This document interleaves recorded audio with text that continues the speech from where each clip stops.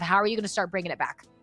Look, I'm going to be watching the drop spots, okay? Because if you've been getting wiped off rip, or 2 out of 3 of your players getting wiped off rip, which means you're getting your loadout late, which means you're starting to get kills late, that's an issue for these types of tournaments. We saw it happen once with Destroy's team here with Chrissy. They got wiped immediately and were entirely out of the map with 0 points. That cannot happen with a tournament like this. You need consistency through 8 maps. So if you're down at the bottom of the leaderboard, adjust your landing strategy, adjust your play strategy, go hyper aggressive. If you've been playing slow, play slower. If you've been playing hyper aggressive, something's got to give. It is the definition of insanity if you keep doing the same thing over and over and over again and expecting a different result.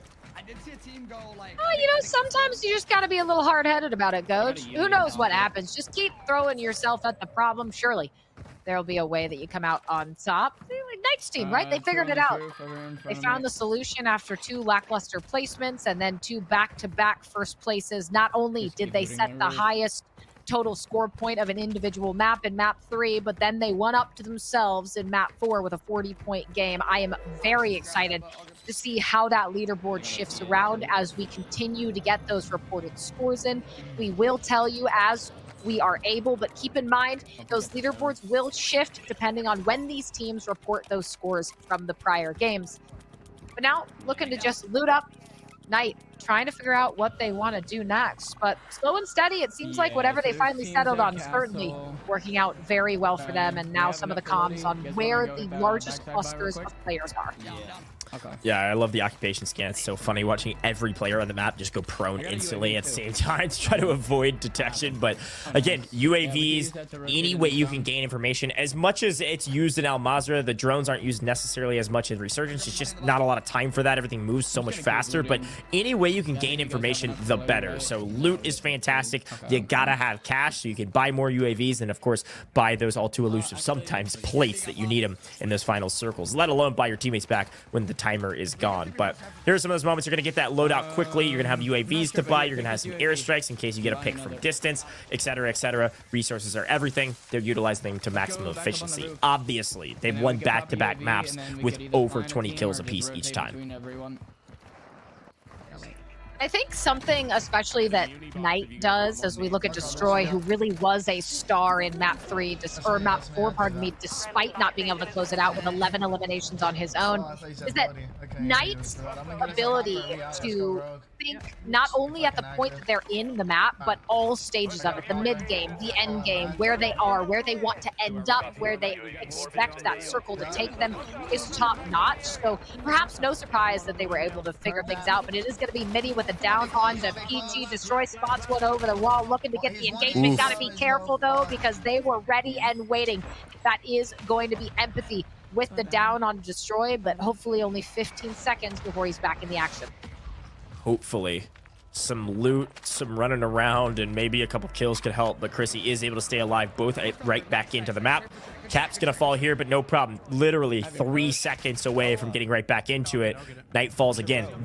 This is a nice peek behind the curtain of what's going on for Knight, Cap, and Z-Smith. They're staying in fights the entirety of the map. Sometimes they get 15th. Sometimes they win maps. So we'll see, with a lot of kills to boot, by the way. But here's another team playing fairly hyper-aggressive. They have been at least all day. I believe they're inside the top 10 overall, but not doing incredible. Would love to kind of double down on their success in the second half of the tourney. Biffle, Crank, Swagg on paper, an incredible team. They just need a little something going their way in the second half of this tourney. It looks like as points are coming in, they're actually doing maybe a bit better than I expected. Now, we're still waiting on several teams to report scores, so if you're taking a look at that leaderboard right now, of exclamation point leaderboard, you'll see Team Swagg near the top right now, inside of 60, 70 points, 65 points or so. But we do know that Team Knight, in the last 2 games just by themselves, let alone their first 2, had over 65 just in the 2 games. So definitely won't be in first, but they might still be inside the top 5 and still be in the money. Yeah, we'll have to wait because, of course, a lot of that, as we've said, dependent on when these teams get around to reporting those scores. So that leaderboard will shift around, but high alert, so helpful for the information it provides these players. You can see there, Sage spots one out, able to tag Armor, does not get a break, but will need to move away as the precision comes through. Safe inside the building for the time being. Flies down that staircase as the UAV comes out, and information those UAVs provide alongside high alert, and of course, the impeccable awareness a lot of these players have, really paying off. A nice rotation here over to the next series of buildings, looking to maybe hold some of these teams that were a little late on the rotation, getting caught in by the storm, and that's exactly what Sage is trying to do. Knows someone is right around this corner, waiting for the peak, waiting for the push. Will have teammates there to support him, at least across the way. There we go. The interaction comes in. Semtex out. Adapt will be there to collapse. Where's this player going? Saw you right there. Nowhere but to their doom, as we do see Soka with a down. Better. Like that shit. Soka grabs. That's Noobs on the other side. So that's Smixy's teammate, Noobs, playing with Nixta. They're looking for some success in the second half as well after a fairly underwhelming performance in the first half. Sage already on 3. This is a big fight so far. Be able to grab that team wipe and then push on the edge of zone. Chrissy answering back as well, finding a couple on screen. It's actually her first. But these are the key moments, like the key fights that you're thinking about at the end of the map. Like, oh, we did enough in the early game to set ourselves up for the end game. It can't be all in the end game. You're not going to have enough kills to really capitalize on that multiplier. You've got to find them now, and that's exactly what Sage's team is doing. Hyper aggressive start here, and they're continuing to push the pace. They dictate the pace. They're going to grab some more wins. 4 kills for Sage. That should be a 5th, no problem. As Nixta falls, this could be a full team wipe here shortly if they're able to find Smixy. Don't get that blood. Smixy running for her life. That will be Soka, who does get down, perhaps by Smixy herself. Sage, Overwatch, spots one up on the top, wants to avoid Soka going down. All right, look over that guy. Look over that guy to the left. Might happen no matter what, but although the res comes in around through the bush, nice job from them. Adapt able to get to the top of that building, clear out that final player alongside Sage. And even though Resurgence is still active, so of course Ahsoka would have been able to come back. I don't think you could. Avoiding that, especially when you have your loadouts, your perks, your weapons, huge for them being able to keep up this hyper-aggressive momentum that you were talking about. Yet again, Joe playing the anchor, sitting back, looking for picks where he can find them, letting his team play hyper-aggressive on the other side, seemingly not even kind of close to him, which is a good strategy. It works, but you got to win 2v3s. Now, Joe's able to get a pick from distance, but he is able to clean it up. Picks up Soka from way downtown. 2 kills for Joe. Those are awesome to look back on again because you're playing anchor. Your job is just to stay alive, which is a crazy place to put Joe. But when Joe's comfortable with that MCPR, fantastic. I love it. Swinging over to FIFA, looking like they're in a bit of trouble, but potentially the one causing the trouble. FIFA, a menace on the map, no matter who he's with or where he is. Team wipe out of 4MJ's. Beautiful job. I believe that might have been, yes, on to Peachy. 14 teams remaining as we've got about 35 seconds left on the closing circle 2. And I'm trying to recall back on the pacing of the prior maps, Coach. 14 teams at this point, less than we would expect. Yeah, wild. Even in the map where we saw Chrissy's team get eliminated in the first 10 seconds of the game, we had more than this at this point. And I don't think we've had any less than 16 in the final couple circles when the Resurgence timer finally closes. However, FIFA Kill's in trouble of getting relegated, and I think they're going to back up here shortly. At the very least, Jace is going to stay back as Clink trying to push the fight here, potentially just get some info reads. But yeah, 14, that means 5 teams have been fully eliminated out of this lobby already in the second circle, which is near unheard of at this point in the tournament, which does go to show that teams are changing up their strategies and likely playing more aggressive, considering they're near the bottom of the leaderboard. Moving back over to Sage, looks like the team regrouping, but with 2 parachuting in, and Sage with only 1 plate to speak of. They're going to need to be careful because this is a very fragile regrouping from them. Sage knows multiple players are nearby, but now that the rest of the team is on the ground, surrounded by this church, hopefully they will be able to stabilize. But this is where you gotta be so careful. You know the threat is there. Your team does not have the resources yet to full push this, but Sage, fearless, with no plate, doesn't care, knows the player is down and will able to find some much needed resources once they can get the high ground control of this area. And now just a minute and a half left on the Resurgence close, Coach, and we know exactly what's going to happen once that door is shut. I gotta say too, the team chemistry between Soka and Sage, which makes sense. They've played together a lot. They play against each other more often than not. Some of the top 2 players in the game, oftentimes playing on opposite sides of the lobby. This time though, playing together, and I like it. Both incredibly talented. They've won tournaments together. They've got a lot of chem, and Adapt's been holding his own across the board, coming up clutch in some of these moments. But that moment there where Sage is getting fried from above and somehow doesn't get finished is all credit to him and Soka's chemistry. Soka was able to hold it off angle and protect over the top. Sage knew he was safe climbing the ladder. Soka cleans up the kill. Sage gets the loot. Very well done. I'm taking a look now as our leaderboard continues to be updated. We do finally have scores added in for Team Knight, who won maps 3 and 4. And it looks like, if it's correct for second place, they have a roughly, I would say, 14-point lead over Team Joewo in second. They are at 90.6 points. So depending on this map, they very well could be the first to reach the 100-point mark. Speaking of Joe, that was Swagg that took down Joewo, and on the other side, we've got Sage staying in a fight here on the edge of zone. This is Iceman Isaac's squad, and that's another full team wipe. 13 teams left, and that's right before the resurgence timer. You're gonna hate to look back on that one. If you could have stayed alive, just one of you for a second, you could have got your teammates back, but no. Team wipe, 13 teams left. Resurgence timer closed, and now it's going to be chaos. Where do you push aggressively? Where do you stay slow? Sage is on 9 already. Sage could drop one of the biggest maps of the day if his teammates have a decent amount of kills. Swagg also having a solid game on 5 currently and in great position in the zone.